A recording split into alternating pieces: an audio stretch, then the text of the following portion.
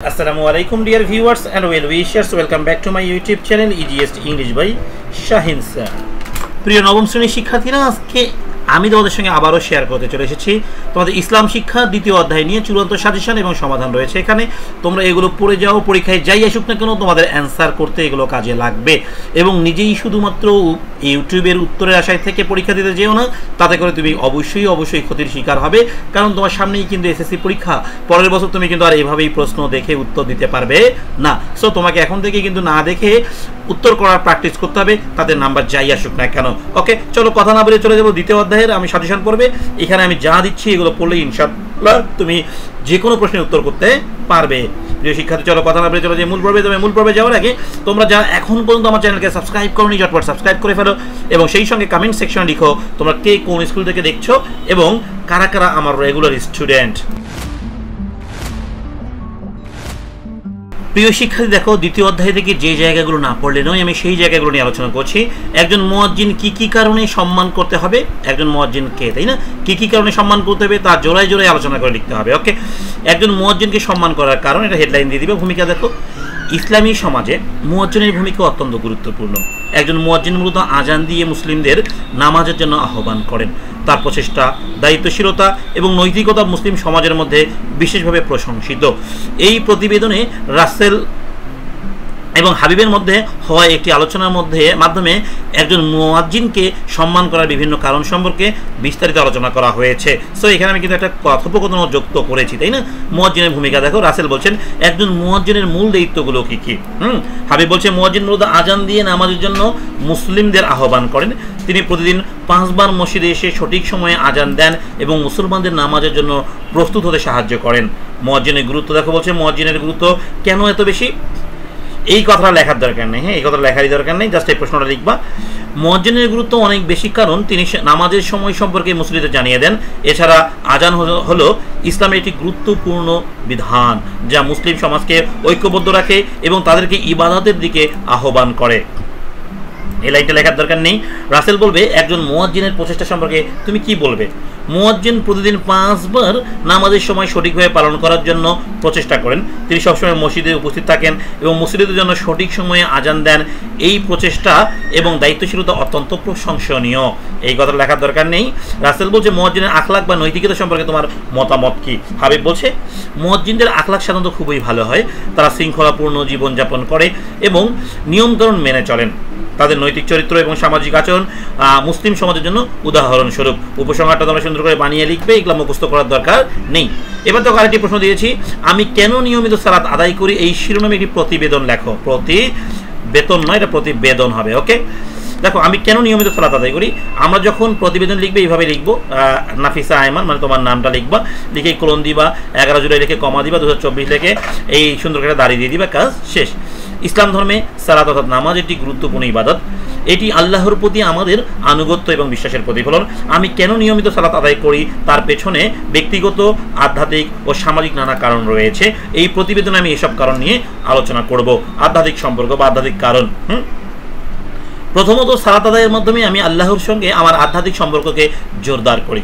5 ওয়াক্ত নামাজ প্রতিদিন আদায় করার ফলে আমি আল্লাহর কাছে আমার দৈনন্দিন জীবন ও সমস্যা পেশ করতে পারি। এটা আমাকে শান্তি ও মানসিক স্বস্তি দেয় এবং আমার আত্মাকে পবিত্র রাখে।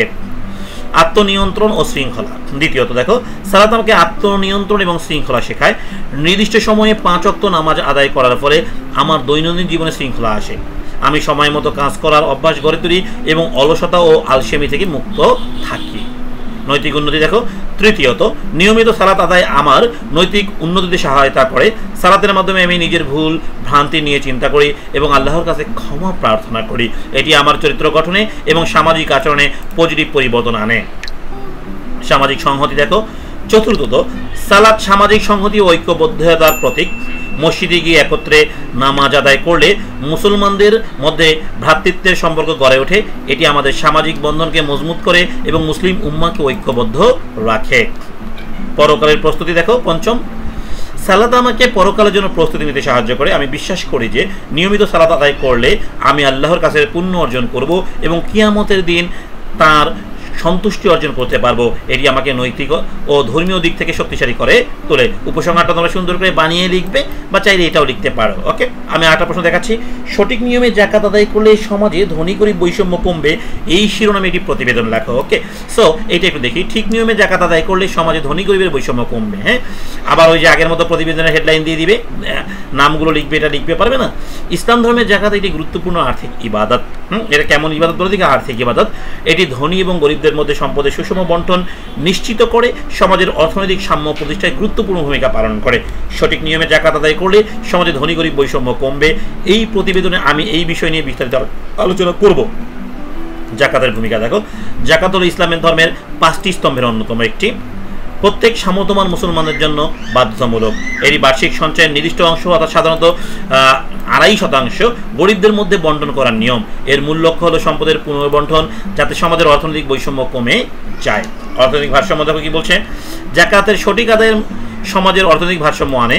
ধনী ব্যক্তিরা তাদের সম্পদের নির্দিষ্ট অংশ গরিবদের মধ্যে বন্টন করলে গরিবরা তাদের মৌলিক চাহিদা পূরণ করতে সক্ষম হয়। ফলে অর্থনৈতিক সাম্যতা প্রতিষ্ঠিত হয় এবং ধনী গরিবের মধ্যে বৈষম্য কমে যায়। সামাজিক সংহতি দেখি। যাকাত সামাজিক সংহতি বৃদ্ধিতে সহায়তা করে। যাকাত প্রদানের মাধ্যমে ধনী গরিবদের মধ্যে সম্পর্ক উন্নত হয়। ধনী ব্যক্তিরা গরিবদের প্রতি সহানুভূতি প্রদর্শন করে এবং গরিবরা ধনীদের প্রতি কৃতজ্ঞ থাকে। এর ফলে সমাজে ভ্রাতৃত্বের সম্পর্ক গড়ে ওঠে। দারিদ্র বিমোচন দেখো। সঠিক নিয়মে যাকাত আদায় দারিদ্র বিমোচন কার্যকর ভূমিকা পালন করে। গরিব ও অসহায় ব্যক্তিরা যাকাতের অর্থ পেয়ে তাদের জীবন মান উন্নত করতে পারে। এর ফলে তারা অর্থনৈতিকভাবে স্বাবলম্বী হতে পারে এবং দরিদ্রের চক্র থেকে বেরিয়ে আসতে পারে। অপরাধ হ্রাস দেখো। যাকাত আদায় সমাজে অপরাধের হার কমাতে সহায়তা করে। অর্থনৈতিক বৈষম্য কমলে এবং গরিবদের মৌলিক চাহিদা পূরণ হলে অপরাধ প্রবণতা হ্রাস পায়। গরিবরা বঞ্চিত বোধ করে না এবং সমাজে শান্তি ও স্থিতিশীলতা বজায় থাকে। এবার দেখো ইসলামের আদর্শ। যাকাত ইসলামের সাম্য এবং ন্যায় বিচারের আদর্শের কে প্রতিফলিত করে। এটি ধনী গরিব সবার জন্য ন্যায়ের প্রতিষ্ঠা নিশ্চিত করে এবং আল্লাহর সন্তুষ্টি অর্জনের একটি মাধ্যম। সঠিক নিয়মে যাকাত আদায় করলে ইসলামের আদর্শে সমাজ প্রতিষ্ঠিত হবে। প্রিয় শিক্ষার্থী, উপসংহারটা দেখে নিবে, তোমরা এইভাবেই সুন্দর করে উপস্থাপন করবে। সরাসরি উত্তর কারো কাছ থেকে না নিয়ে তোমরা যদি উত্তরগুলো নিজের মতো করে বানিয়ে লেখার চেষ্টা করো, তাহলে তুমি কিন্তু এসএসসি পরীক্ষা ভালো করতে পারবে। না হলে তো অবশ্যই একটা রাম ধরা খেয়ে যাবে। হ্যাঁ, বড় ধরা খেয়ে যাওয়া, সেটা তুমি তোমার এসএসসি পরীক্ষার সময় বুঝতে পারবে। সবাই নিজের বুঝটা নিজে বুঝো। সেই পর্যন্ত ভালো থাকো। আল্লাহ হাফেজ।